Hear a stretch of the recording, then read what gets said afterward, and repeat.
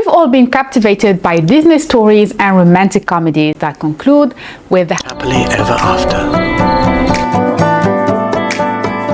Just as the relationship begins, the beginning stages of love receive an overwhelming amount of attention because they encapsulate the essence of love as a whole for the romantic individual.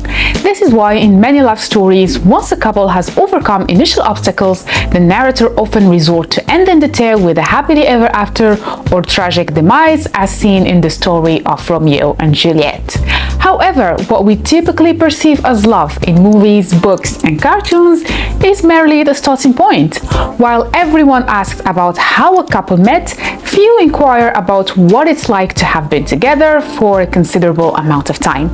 We seem to possess ample knowledge of how love begins, yet we remain woefully ignorant about how it can endure and flourish in the long run.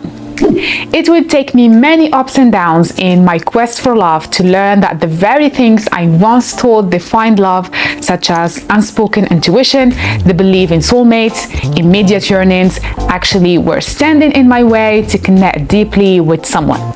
It's taken me time, but I understand now that genuine relationships require more than just fleeting emotions. Being in a successful relationship is a skill to learn, not just an enthusiasm. Of course, I am not against feeling. I am against certain ideas taken from Romanticism that slowly became the definition of love. I believe that if we want to love better in the future and find true, lasting love, we'll have to give up lots of those ideologies promoted by Romanticism as love stories. So what is wrong with Romanticism? In my opinion, of course, here are 4 myths about love and relationships that we unfortunately owe to Romanticism. Number 1, you're not complete without love. If you are a romantic, you have probably watched the movie Jerry Maguire, and you probably shed a tear or two when Tom Cruise said, "I love you. You complete me." I feel you. That line became one of the most unforgettable lines a guy could say to a woman that represent the essence of Romanticism. We are incomplete without a lover in our lives. Romantic books, movies, and society sometimes are determined to make the single state as depressing as possible. We have figures like Bridget Jones, who when she was single, she was portrayed as a desperate woman who is obsessed with love, romance, marriage, and women magazines.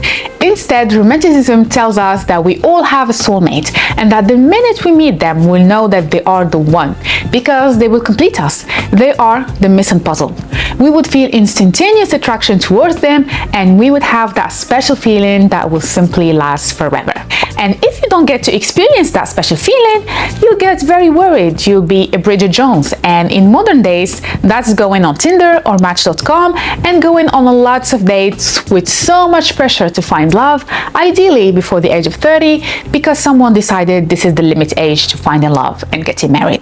Our soulmate, who is also commonly known as our other half, will complete us. They'll have everything we lack and we'll have everything they lack. When we meet them, our life will feel complete and all our pain will just fade away. To the romantics, love means admiration for qualities in the lover that promise to correct our weaknesses and imbalances. Without that person, we'll just be lost in life. Which is all BS and absolutely not true.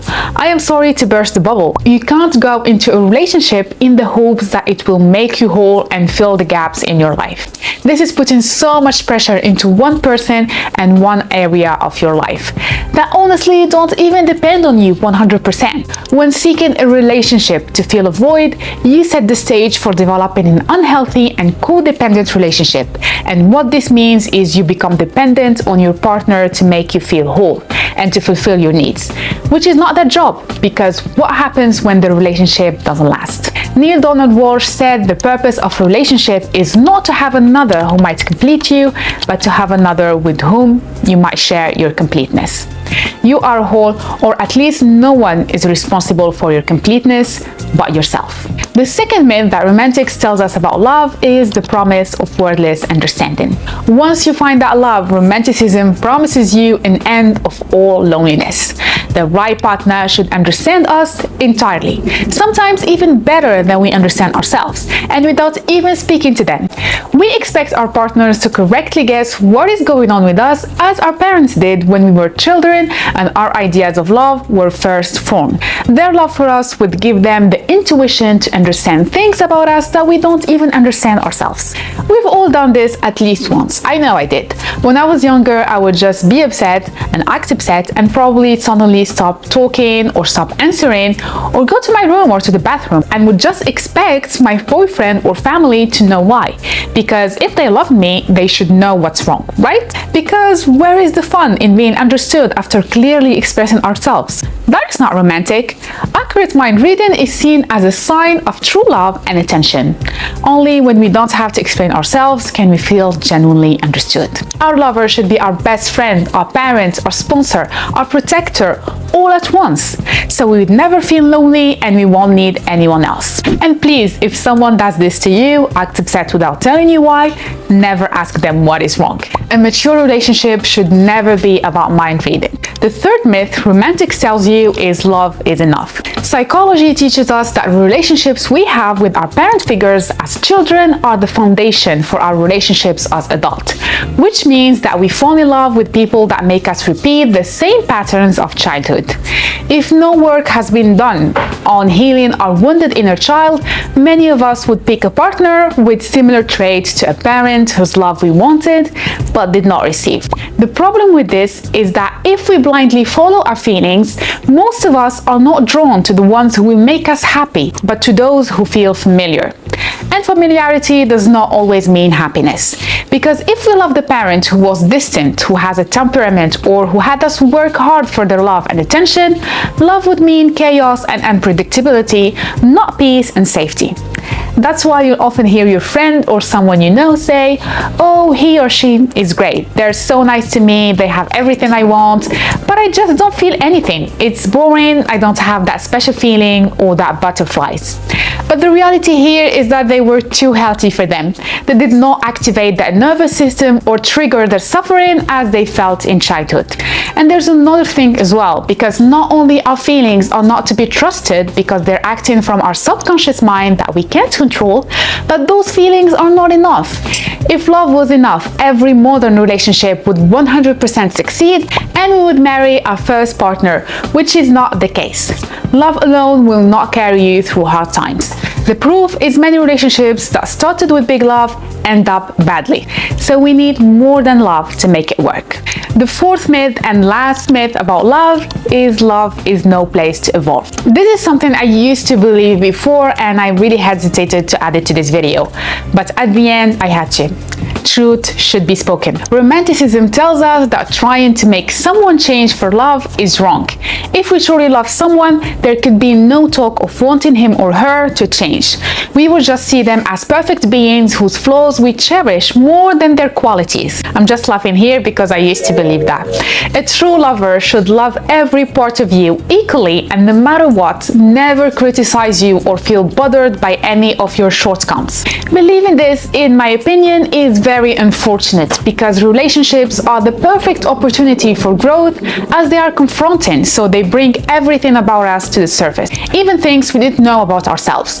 A relationship will point you to the areas that you need to work on, and ignoring that for the sake of romantic love is missing out on a great opportunity to evolve and better yourself. No matter who you end up with, you're gonna feel triggered from time to time. If you are both serious and willing to do the work, the relationship can be a safe place to heal and evolve.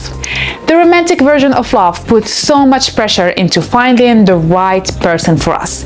The one who will have everything we lack, will understand us without talking, who will love our qualities and flaws equally, plus share the same values and interests. Well, sorry to be the carrier of bad news, but there is no such person over the long term. We are too varied and unusual and constantly changing and evolving.